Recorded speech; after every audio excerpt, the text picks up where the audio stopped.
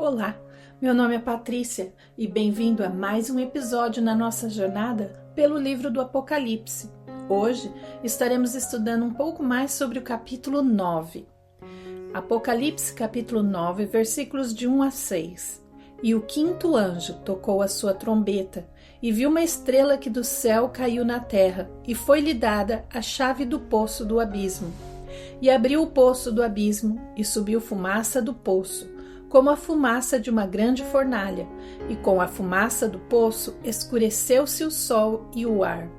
E da fumaça vieram gafanhotos sobre a terra, e foi-lhes dado poder, como o poder que têm os escorpiões da terra.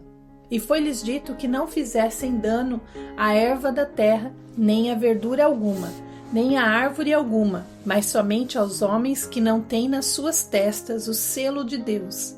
E foi-lhes permitido, não que os matassem, mas que por 5 meses os atormentassem. E o seu tormento era semelhante ao tormento do escorpião, quando fere o homem. E naqueles dias os homens buscarão a morte, e não a acharão, e desejarão morrer, e a morte fugirá deles. Este julgamento de trombeta começa como os 4 primeiros, com uma trombeta como um quinto aviso, e uma estrela então cai na terra. O contexto é fácil de entender que a estrela aqui é outro anjo caído, e não um meteoro ou o sol em chamas. E as ações desta estrela também deixam claro que é uma pessoa e não um objeto. Então o termo estrela aqui também se refere a um anjo ou um ser celestial, e um anjo que cai na terra geralmente é uma imagem de um anjo caído ou corrupto. E no versículo 11 temos o nome deste ser, Abaddon ou Apolion. Apolion significa destruidor em grego, e é por isso que João nos dá essa explicação para que possamos saber que Abaddon significa também destruidor em hebraico. Um nome negativo como este confirma que este é um anjo caído chamado a servir aos propósitos de Deus. Este ser celestial recebe a chave do poço sem fundo, diz João, e isso significa que ele terá permissão para libertar aqueles que estão no poço. O poço sem fundo é acessado através da terra, que é onde este anjo foi lançado. A palavra grega para sem fundo é abussos, significa abismo. Todos esses termos referem-se ao mesmo lugar debaixo da terra, um lugar que a Bíblia diz ser uma prisão para espíritos desobedientes. O termo mais comum no Antigo Testamento para este lugar é Sheol, ou Seol, ou o poço. Em Jó, capítulo 33, nós lemos: Ele redimiu a minha alma de ir para o poço, e minha vida verá a luz. E de acordo com Lucas capítulo 16, Sheol ou Seol, o mundo dos mortos é um lugar para 2 tipos de espíritos. O primeiro grupo para as almas dos incrédulos e outro as almas dos santos do Antigo Testamento. Antes de Jesus, Deus mantinha todos que morriam ali, santos em conforto e incrédulos em tormento. E assim como no texto de Lucas 16, sobre o rico e Lázaro. Após a ressurreição do Senhor Jesus, as almas dos que creram em Jesus durante o Velho Testamento até João Batista foram removidas deste lugar dos mortos e acompanharam Jesus ao céu. Mas as almas dos incrédulos permaneceram e estão lá até hoje, no lugar chamado Hades, ou também o Poço. Mas o Novo Testamento também nos diz que neste lugar há um cantinho especial, ou uma prisão, onde os seres espirituais desobedientes são mantidas. Estes seres celestiais, que são particularmente maus, foram lançados neste lugar para serem confinados por um tempo. Em 2 Pedro 2, versículos 4 e 5, nós lemos: Pois Deus não poupou os anjos que pecaram, mas os lançou no inferno, prendendo-os em abismos tenebrosos, a fim de serem reservados para o juízo. Ele não poupou o mundo antigo quando trouxe o dilúvio sobre aquele povo ímpio, mas preservou Noé, pregador da justiça, e mais 7 pessoas. Em Lucas, capítulo 8, versículos 30 e 31, Jesus lhe perguntou: qual é o seu nome? Legião, respondeu ele, porque muitos demônios haviam entrado nele, e imploravam-lhe que não os mandasse para o abismo. Nem todos os espíritos maus, rebeldes, vivem no abismo. A maioria ainda vaga livremente, mas alguns eram tão terríveis que Deus os confinou para desacelerar a destruição da humanidade. E agora, em Apocalipse 9, chegou o momento em que o Senhor permitirá que esses seres celestiais caídos sejam livres da sua prisão temporária de alguns milênios. Este espírito, chefe, recebe então permissão para libertá-los, e o destruidor é ninguém menos que Satanás. Ele é o chefe dos espíritos rebeldes, de acordo com Mateus 25. Deus dá a este espírito uma chave para abrir o poço para que estes seres muito maus sejam soltos como cães raivosos. Estes espíritos saem do poço furiosos, sem dúvida, ansiosos para causar estragos na terra. Quando o poço é aberto, a fumaça deste lugar sobe a tal ponto que bloqueia a luz do sol. Isso confirma o testemunho constante da Bíblia de que o inferno, o abismo, estão diretamente abaixo de nossos pés, no centro da terra. Lembremos-nos de que os cientistas não têm pleno entendimento do que está debaixo da superfície da terra. Não há exploração mais do que alguns quilômetros abaixo da superfície da Terra. Muito do que se diz sobre o centro da Terra são suposições, teorias. E de acordo com a Bíblia, o abismo, o poço ou o inferno é um lugar físico, real, de um fogo constante que está localizado no centro da Terra. Uma vez que o poço é aberto, João descreve o que ele vê saindo deste lugar. Ele vê gafanhotos descendo sobre a terra que tem poder como de um escorpião dado a eles. Esse poder será dado a eles pelo próprio Deus com instruções e limitações específicas. Eles não podem ferir a vegetação da terra, mas apenas certos humanos. Gafanhotos normais só danificam a vegetação, mas estes não podem tirar a vida de ninguém, apenas atormentá-los por um tempo. E haverá um grupo de homens que não poderá ser ferido por este julgamento de forma alguma. Em 2 Pedro 2,9, nós lemos: vemos, portanto, que o Senhor sabe livrar os piedosos da provação e manter em castigo os ímpios para o dia do juízo. Os homens que têm o selo de Deus estarão excluídos do ataque destes gafanhotos, obviamente referindo-se aos 144.000 do capítulo 7, e também àqueles que virão à fé como resultado do trabalho de evangelização dos 144.000. Lembremos que quando uma pessoa se volta a Deus, ela recebe o selo do Espírito Santo. Então estes não sofrerão este julgamento. Mas como é a primeira vez que vemos uma exceção, precisamos aplicá-la com cuidado. Esta exceção aplica-se porque os ataques serão diretamente no corpo físico das pessoas. Os julgamentos anteriores contra a terra física impactaram a todos, incluindo os cristãos. Mas agora que os julgamentos são especificamente direcionados às pessoas, o Senhor fará distinções. O Senhor fez isso no passado ao julgar o mundo sobrenaturalmente. Ele salvou Noé e sua família antes do dilúvio. Salvou Ló e sua família antes da destruição de Sodoma. E no caso de Israel, o Senhor preservará os que se voltarem para ele. João descreve o tormento que esses demônios infligirão, picadas dolorosas como de uma picada de escorpião, por um total de 5 meses, mas não serão letais. Você sabia que algumas das toxinas no veneno de escorpião são tão tóxicas que estão sendo estudadas para serem usadas para quimioterapia para matar células cancerígenas? Pesquisadores identificaram toxinas no veneno do escorpião amarelo, que podem penetrar nas células cancerígenas e conduzir medicamentos diretamente ao núcleo celular, poupando as células saudáveis. Isso poderá tornar o tratamento mais eficaz e reduzir os efeitos colaterais da quimioterapia tradicional. O desconforto deste tormento será ampliado pelo tempo de sua duração.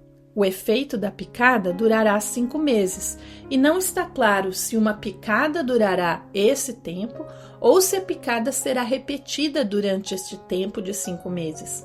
É impossível imaginar os efeitos físicos e psicológicos de suportar 5 meses de tal tormento.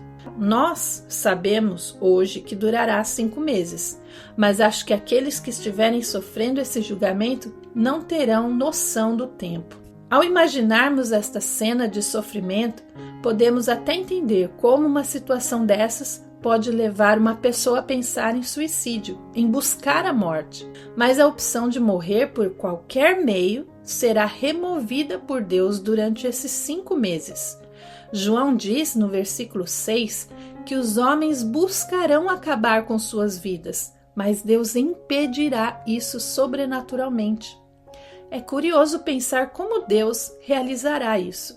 Será que Deus tornará as pessoas imortais, como Superman e outros super-heróis? E se uma pessoa se jogar no fogo ou tentar se explodir com uma bomba, como elas sobreviveriam? Penso que elas estarão tão incapacitadas que simplesmente não conseguirão realizar tais planos. Elas estarão simplesmente se contorcendo de tanta dor o dia todo, sem alívio e sem forças para fazer qualquer coisa, até mesmo para tentar aliviar a dor. João diz que elas desejarão morrer, e a palavra grega usada significa ansiar, desejar intensamente. João descreve estas criaturas em Apocalipse capítulo 9, versículos de 7 a 11. Os gafanhotos pareciam cavalos preparados para a batalha. Tinham sobre a cabeça algo como coroas de ouro, e o rosto deles parecia rosto humano. Os cabelos deles eram como os de mulheres e os dentes como os de leão. Tinham couraças como couraças de ferro, e o som das suas asas era como o barulho de muitos cavalos e carruagens correndo para a batalha. Tinham caudas e ferrões como de escorpiões, e na cauda tinham poder para causar tormento aos homens durante 5 meses. Tinham um rei sobre eles, o anjo do abismo, cujo nome em hebraico é Abaddon e em grego Apolion. Ele os chamou de gafanhotos, mas sabemos que na verdade não são. Primeiro, porque se originam de um lugar dos demônios e das almas dos mortos. Não importa o quanto você não goste de gafanhotos, mas posso garantir que o poço do reino dos mortos não é onde estes insetos moram, porque eles têm picadas que não são nada parecidas com as dos escorpiões comuns. Então, obviamente, há algo sobrenatural sobre esses gafanhotos. E quando consideramos a descrição de João sobre eles, torna-se evidente que eles não são nada parecidos com os gafanhotos que conhecemos. João diz que eles se parecem com cavalos preparados para a batalha, com cabeças como homens, cabelos como de mulheres e dentes como de leões. Eles usam coroas, estefanos, indicando que conseguiram por algum mérito certa autoridade no reino dos espíritos aprisionados. Eles possuem asas que fazem um grande barulho e caudas como de escorpiões com o poder de ferir os homens. Mas, no geral, esta descrição confirma que estamos olhando para algo sobrenatural. Alguns tentam explicar isso em termos naturais, como um helicóptero ou algum outro implemento moderno de guerra.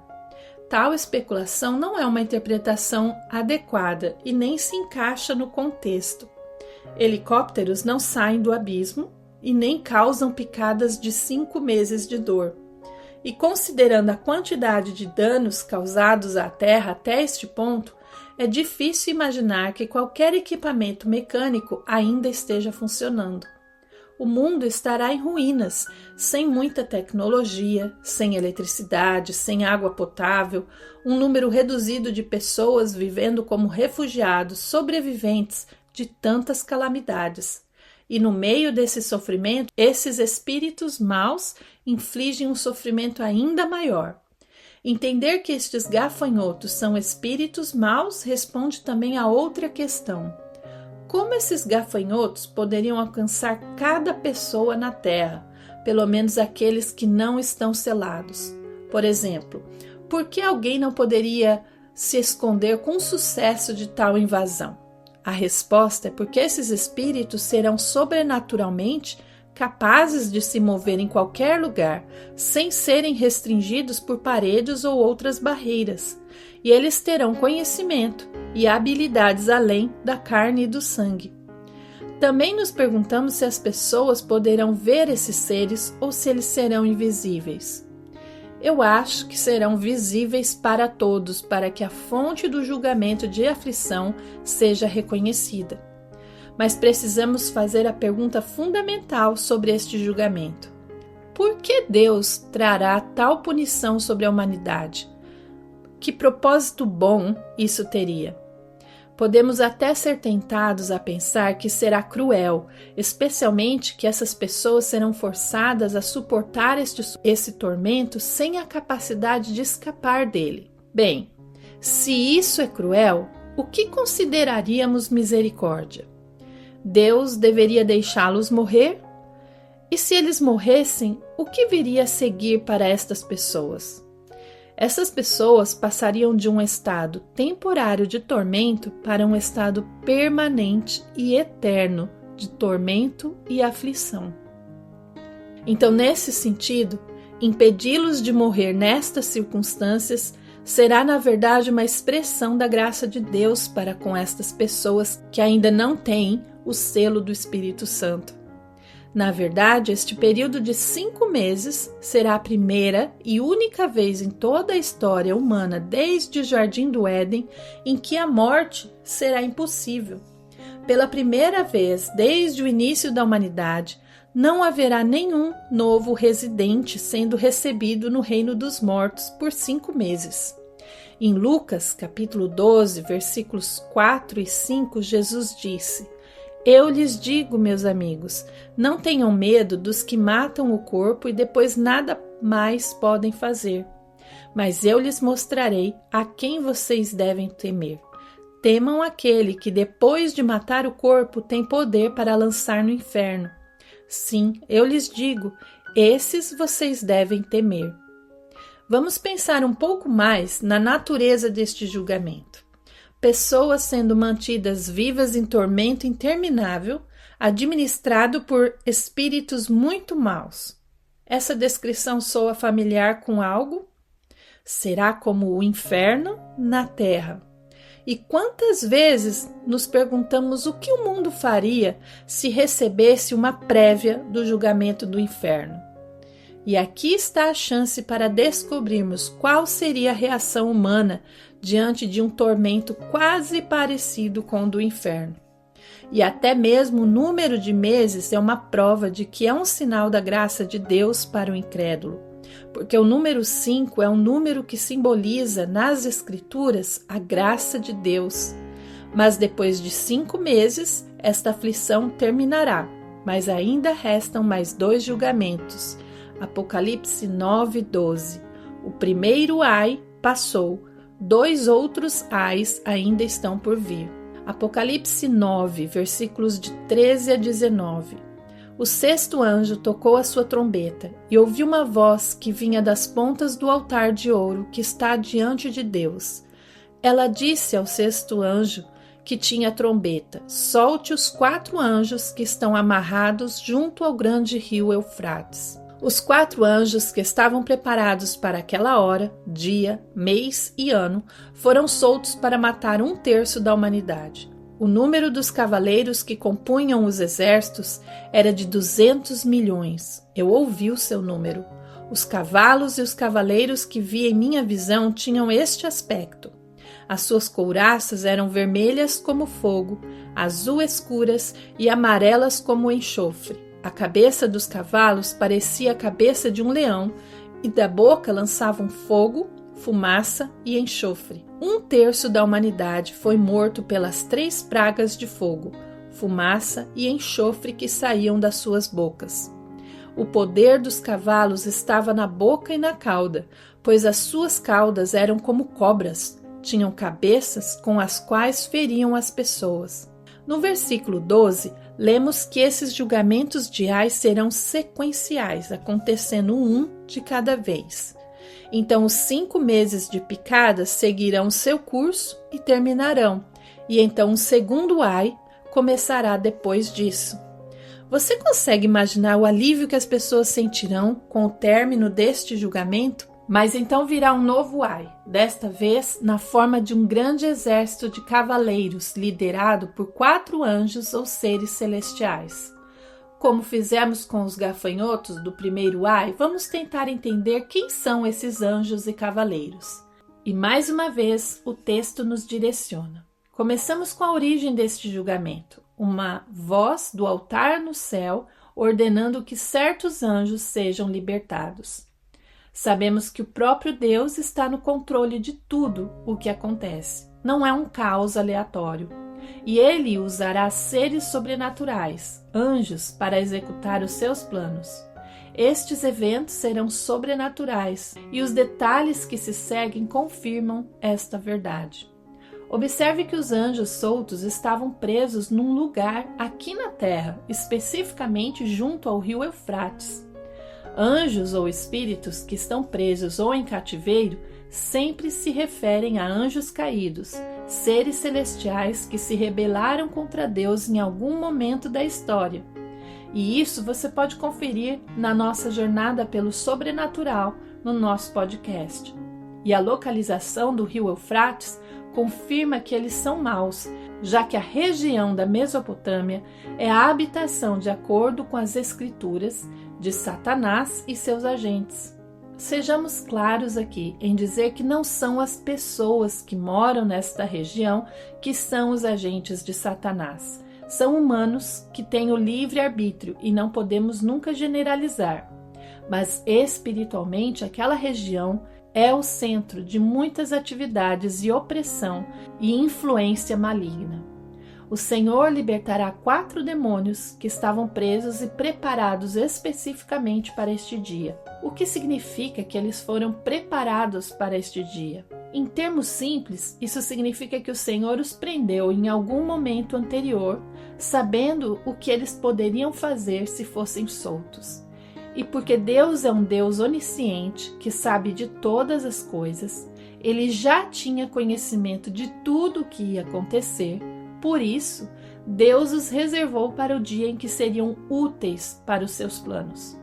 Quando Deus criou todos os seres celestiais, por causa da sua onisciência, ele já sabia o que ia acontecer. Mas eles, como nós, humanos, também tinham o livre-arbítrio, o poder de escolha. Então o Senhor Deus nunca foi e nem será pego de surpresa pelas nossas decisões. E mesmo sabendo que estes seres se rebelariam e se tornariam excessivamente violentos e maus, o Senhor ainda assim prosseguiu com a sua criação, porque Deus nunca desiste dos seus filhos. Esses 4 espíritos maus sairão para matar 1/3 da humanidade, com 200 milhões de cavaleiros, diz João. Em grego, literalmente diz 2 miríades de miríades. Uma miríade é 10.000. Então, fazendo os cálculos, se você é bom de matemática, 2 vezes 10.000 vezes 10.000 é igual a 200 milhões. Mas como João sabia que eram exatamente 200 milhões de cavaleiros, será que ele contou um por um? Acho que levaria um bocado de tempo para ele contar todos. Mas João diz que ouviu o número deles. Mas quem são estes cavaleiros? Alguns imaginam um exército humano realizando a tal matança e procuram um lugar para encontrar tantas pessoas em um só exército, sem falar de como encontrar tantos cavalos. As respostas que encontram incluem o exército chinês, entre outros. Vamos ver a descrição desses cavaleiros. Os cavaleiros têm couraças feitas de fogo e enxofre, e os cavalos têm cabeças de leões com fumaça e enxofre saindo de suas bocas. Pelo que sabemos, os soldados chineses e outros não se equipam dessa maneira. E ler esta descrição dos cavaleiros como se fossem de um exército moderno com tanques é apenas especulação e não uma interpretação adequada do texto. Vemos que esta descrição sugere que são criaturas sobrenaturais, assim como os gafanhotos liderados por demônios. Estes parecem preparados para produzir grande destruição, caos e miséria. Se havia alguma dúvida sobre as suas identidades sobrenaturais, olhe para a maneira como eles tiram vidas no versículo 19. Eles matam 1/3 da humanidade na terra com suas bocas e caudas. Suas bocas lançam fogo e enxofre, e suas caudas matam como serpentes, o que presumivelmente significa que têm uma mordida mortal. Estes seres não são deste mundo, e faz sentido quando lemos que serão 200 milhões de espíritos maus enviados para matar a humanidade. O Senhor previu a vinda deste exército no Antigo Testamento, falando através do profeta Joel. Joel capítulo 2, versículo 1 a 4. Toquem a trombeta em Sião, deem o alarme no meu santo monte. Tremam todos os habitantes do país, pois o dia do Senhor está chegando, está próximo. É dia de trevas e de escuridão, dia de nuvens e negridão. Assim como a luz da aurora estende-se pelos montes, um grande e poderoso exército se aproxima, como nunca antes se viu, nem jamais se verá nas gerações futuras. Diante deles o fogo devora, atrás deles arde uma chama. Diante deles a terra é como o jardim do Éden, atrás deles um deserto arrasado, nada lhes escapa. Eles têm a aparência de cavalos, como cavalaria, atacam galopando. Neste dia virá um exército como cavalos de guerra, mas note que eles não são cavalos. Joel diz que eles têm a aparência de cavalos. E enquanto avançam, tem um fogo consumidor diante deles, o que espelha a descrição de João das bocas dos cavalos. E a terra atrás deles queima como uma chama, então à medida que passam, deixam um rastro de destruição. E depois que passam pela terra, deixam-na como um deserto desolado. Nada escapará deles. Joel capítulo 2, versículos de 5 a 10. Com um barulho semelhante ao de carros, saltam sobre os cumes dos montes, como um fogo crepitante que consome o restolho, como um exército poderoso em posição de combate. Diante deles, povos se contorcem angustiados, todos os rostos ficam pálidos de medo. Eles atacam como guerreiros, escalam muralhas como soldados, todos eles marcham em linha sem desviar-se do curso. Não se empurram uns aos outros, cada um marcha sempre em frente. Avançam por entre os dardos sem desfazer a formação. Lançam-se sobre a cidade, correm ao longo da muralha, sobem nas casas, como ladrões entram pelas janelas. Diante deles a terra treme, o céu estremece, o sol e a lua escurecem e as estrelas param de brilhar. Esses cavaleiros perseguem a humanidade implacavelmente, escalando paredes como soldados, marchando em linha reta, nunca se desviando do seu caminho.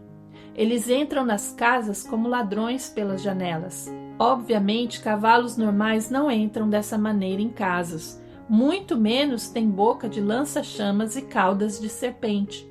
Então Joel diz que esses julgamentos seriam acompanhados por calamidades naturais como terremotos e distúrbios celestiais. Esta descrição encaixa-se perfeitamente no contexto de Apocalipse e confirma que estamos olhando para algo sobrenatural desencadeado sob a autoridade de Deus. Ter exatamente 1/3 da humanidade morrendo parece projetado para impactar cada ser humano, direta ou indiretamente. Todos serão impactados de uma forma ou de outra. e o efeito de tal calamidade será um luto mundial. Será um chamado de despertar mundial para a realidade do fim de todas as coisas e o julgamento que se seguirá. Nada, a não ser a morte de um ente querido, traz questões sobre a eternidade à mente mais poderosa. Para o cristão, o luto pela perda de alguém que amamos é atenuado pelo conhecimento de que eles estão bem e que em pouco tempo estaremos onde eles estão e que estaremos juntos novamente.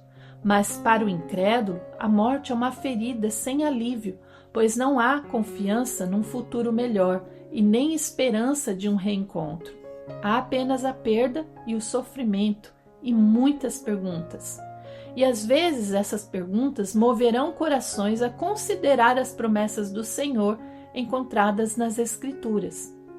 O que acontecerá com o mundo em luto após o segundo ai? Em Apocalipse, capítulo 9, versículos 20 a 21. O restante da humanidade que não morreu por essas pragas, nem assim se arrependeu das obras das suas mãos. Eles não pararam de adorar os demônios e os ídolos de ouro, prata, bronze, pedra e madeira, ídolos que não podem ver, nem ouvir, nem andar. Também não se arrependeram dos seus assassinatos, das suas feitiçarias, da sua imoralidade sexual e dos seus roubos. João diz que o resto da humanidade, ou seja, os 2/3 das pessoas que não foram mortas pelo julgamento do segundo ai, não se arrependerão e não se voltarão para o Senhor. Eles continuarão a adorar demônios e ídolos e não se arrependerão de seus assassinatos, feitiçarias e imoralidades. Mas sabemos que haverá fé durante este tempo, porque os 144.000 estarão trabalhando, evangelizando pessoas, e mártires estarão morrendo. Então, como reconciliamos essas duas declarações? Lembremos o que a Bíblia diz sobre como a fé vem em primeiro lugar.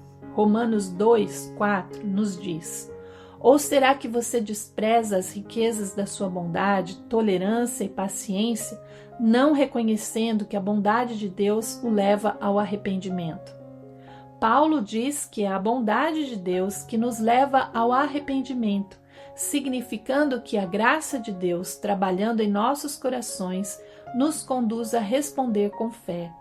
Então, para aqueles na tribulação que serão recipientes da graça de Deus, a salvação será o resultado. E esses julgamentos serão parte de como Deus preparará seus corações para receber a sua graça. A menos e até que o Senhor esteja trabalhando no coração de alguém, o homem natural não se voltará para o Senhor por causa da calamidade. Mesmo julgamentos sem precedentes, como nunca vistos antes, não convencerão o mundo a acreditar em Deus, porque a fé não se baseia no medo ou em emoções ou mesmo em provas convincentes.